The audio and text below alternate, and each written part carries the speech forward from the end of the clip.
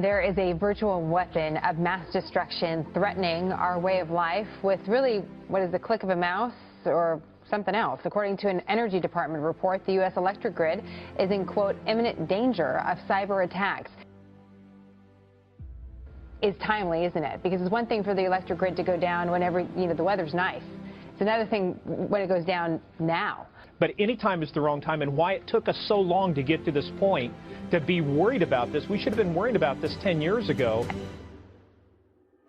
So what happened in Ukraine that was so dangerous and so scary, quite frankly? And this was only one power station with 2 substations. Attackers came in. They'd already been in there using a package called Black Energy, a malware that has been present. That was the package that was found on the Vermont laptop, the utility company up there. What they were able to do, these attackers ran a coordinated campaign. They shut down the main power station, the substations. They even turned off the backup power to the substations. They took over the complete infrastructure, and they shut off power to probably 700,000 people, about 250,000 homes, during one of the coldest parts of winter. Had clearly tried to meddle in our political system. It doesn't mean that there isn't additional evidence out there. I'm sure that there is. This administration is 100% certain. But what if you don't have evidence to back the claims? A lot of it is classified, and we're not going to provide it. Some of that evidence may not be something that we want to show. President-elect Donald Trump sparking outrage on the left, calling for a reset with Russia. But President Obama tried it, so did George W. Bush. So why are they so angry? Pete, why are liberals so upset about this? This is something that the Obama administration tried. Sure, they're upset because they lost the election, plain and simple. I mean, it's astounding to me, the hypocrisy from the left. It was alone 4 years ago where in front of 50 million people, Barack Obama chided Mitt Romney for even suggesting that Russia could possibly be a foe. He said the 80s wants their foreign policy back. And, a couple of years prior to that, Hillary Clinton did that idiotic reset button that was even said wrong and tried to present it to a Russian diplomat. And they laughed at her. So it's all to try to delegitimize the incoming president. All the massive hardware of a combat brigade arrived in Germany over the weekend and started rolling east toward Poland, where 4,000 American soldiers will be waiting for it. This is the first buildup of American soldiers and weapons in Europe in nearly 30 years. This impressive display of military might is designed in large part to reassure America's nervous European allies that the U.S. military will be there, standing with them against Russian aggression. Aggression and land grabs, like the 2014 invasion of Crimea, when Russian troops landed in what had been Ukraine and seized it for the Kremlin. America's response has been to increase both its own force in Europe and its support of NATO, though President-elect Donald Trump has called NATO obsolete and says he wants to restore good relations with Russia. Meanwhile, Vladimir Putin has already implied this buildup is pointless. It's stupid and unrealistic, he said, to think that Russia would attack anyone. But the American military and its NATO allies believe a little extra deterrence won't hurt.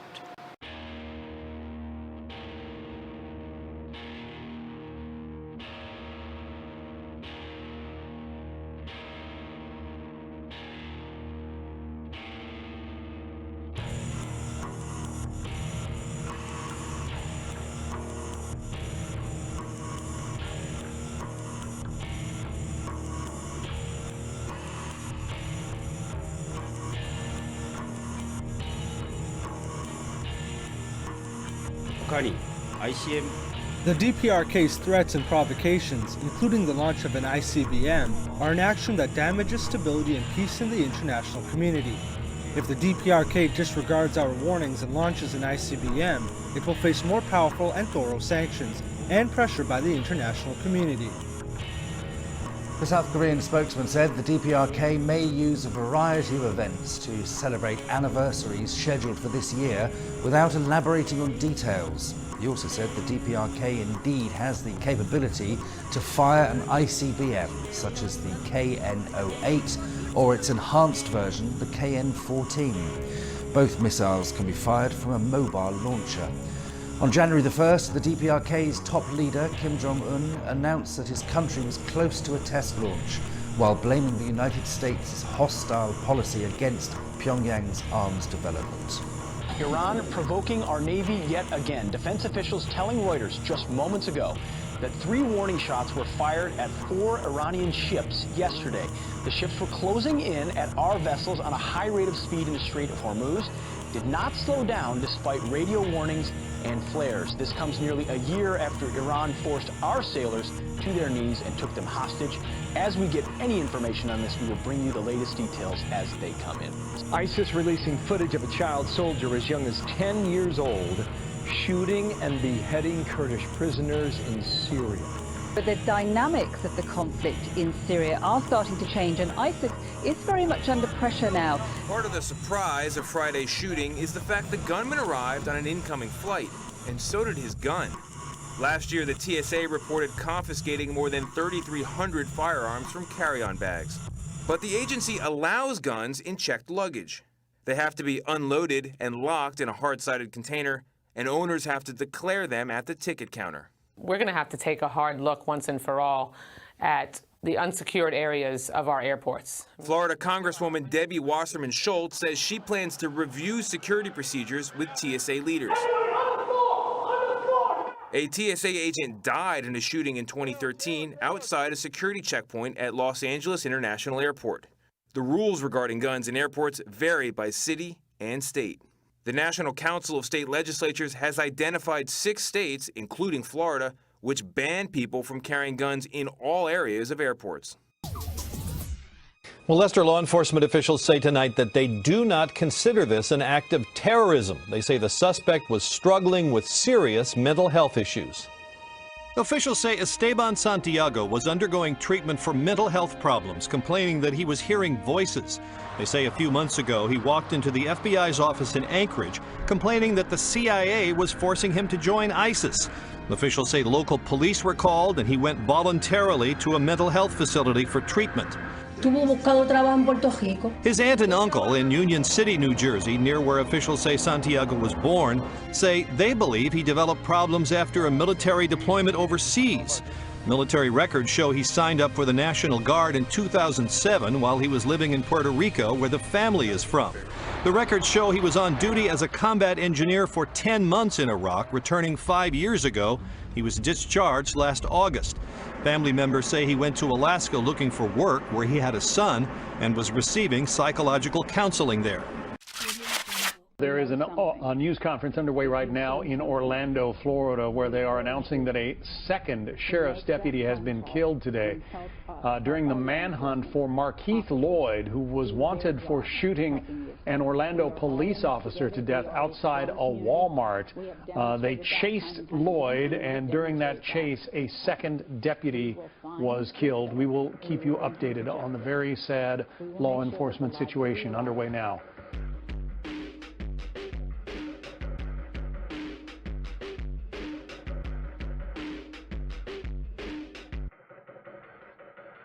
A massive manhunt is underway for a man accused of shooting and killing an Orlando police officer. Master Sergeant Deborah Clayton died in the shooting. The 17-year veteran of the force is a mother of 2. Orlando police honored her earlier today. They placed an American flag over her casket. Another officer was also killed in a car crash on the way to the scene.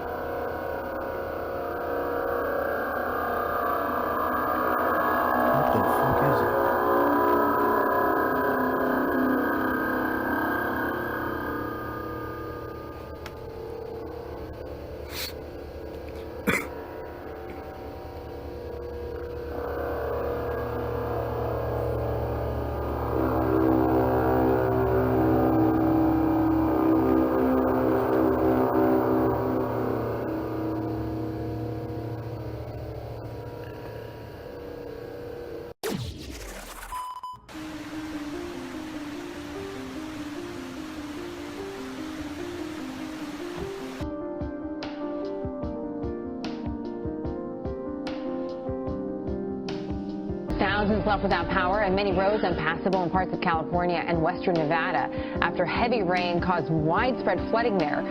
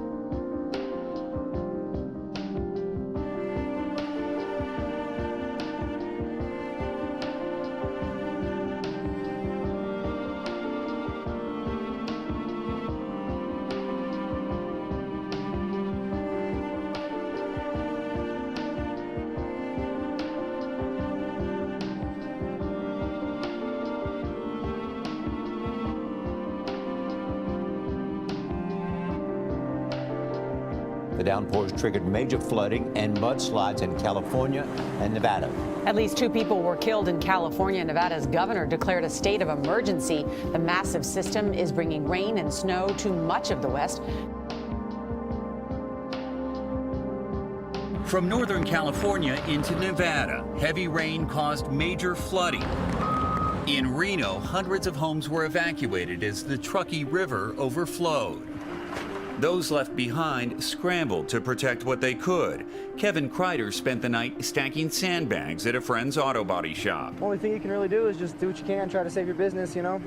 There's not much else you can do. Throughout the region, heavy rain caused drivers to become stranded as rising floodwater overtook their vehicles. In Placer County, California, a 12-year-old girl was rescued from an overturned car, but an Oakland taxi driver wasn't so lucky. He died after his car slid into a river. I know him for many years. He was a good guy, nice driver. He working hard, family guy. Strong winds toppled this tree, known for its iconic tunnel, a famed tourist attraction. And another struck and killed a woman who was walking near a Bay Area golf course. Yosemite National Park was placed under a mandatory evacuation. And near Lake Tahoe, residents cleared trees and filled sandbags to protect against the rising Yuba River. The issue that we're having now is that our whole entire area seems to be running low and close to out of sandbags. In case you're wondering what this excavator with the big claw is doing here, he's been here all night long, and what he's doing is staying on top of this bridge, and they're watching for logs and other debris that are rushing downstream at high speed. And when that happens, he moves alongside the bridge and catches those logs and scoops them out so they don't create a log jam, because if it were to have a log jam here, this water could just come flooding right into streets. Freezing weather conditions in Central Europe are proving deadly. Severe frosts and snowstorms have killed at least 25 people over the weekend, mainly in Poland. In some places, temperatures in the region dropped below -30 degrees Celsius. The homeless badly affected, with people living on the streets dying in the Czech Republic and in Slovakia. While thousands of migrants trapped in Serbia face nighttime temperatures below -20 degrees Celsius. Without proper shelter, many are sleeping in an abandoned warehouse near Belgrade. Yeah, actually the cold is too much, and last night we didn't sleep. We all the people sitting around the fire, and it was too cold. I think it was -16, 15 last night. Refugee camps are packed, and only women and children are likely to be let in, leaving the men to seek shelter where they can. On the border with Hungary, many are forced to sleep in tents to queue for asylum applications. Weather forecasts predict more harsh frosts across the region for the coming days.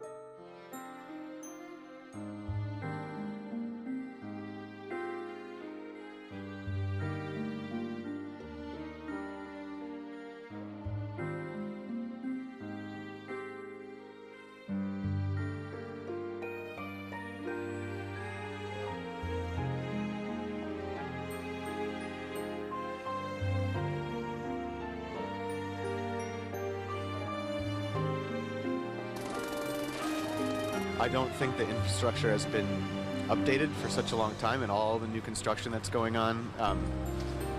I don't think it can handle it.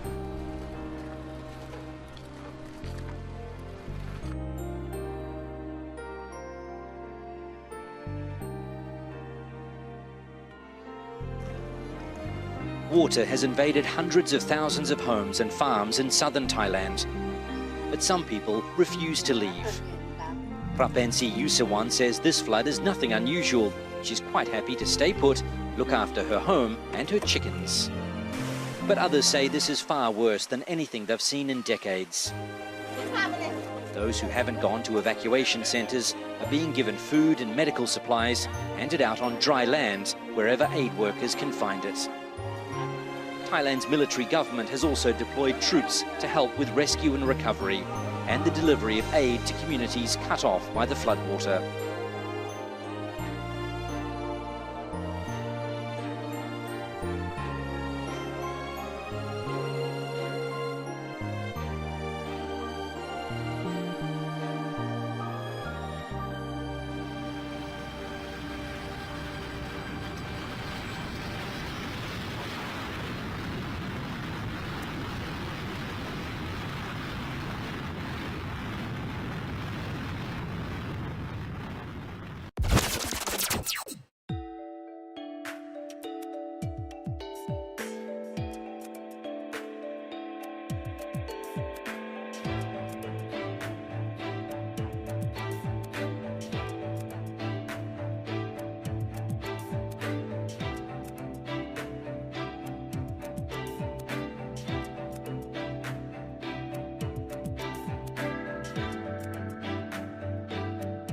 Under a deal reached between New York State and Entergy, one of the 2 nuclear reactors at the plant will stop operating by April 2020, and the other will close a year later.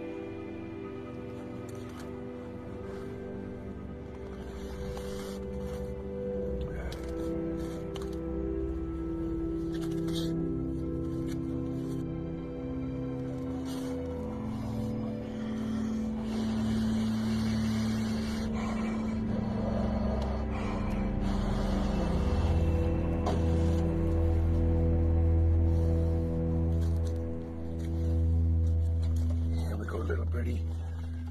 Go ahead and fly away.